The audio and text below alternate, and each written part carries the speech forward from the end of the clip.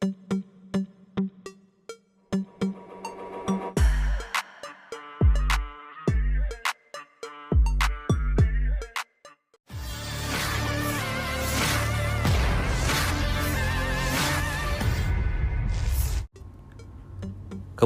untuk kesekian kalinya tak berpihak pada kubu Zelensky.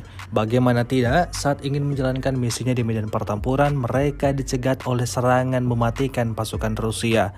Rekamannya ramai beredar di media sosial Telegram pada Rabu 12 Juni 2024. Kendaraan lapis baja MRAP Amerika mendapatkan kejutan yang tidak pernah mereka duga sebelumnya.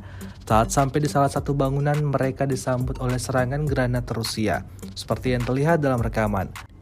Karena panik, personel militer Ukraina kemudian mengalihkan kendaraan militernya dan berusaha untuk kabur. Namun usahanya tak berhasil. Kendaraan militer yang dioperasikan tentara Ukraina itu berakhir dalam keadaan terbakar hebat dan hancur total.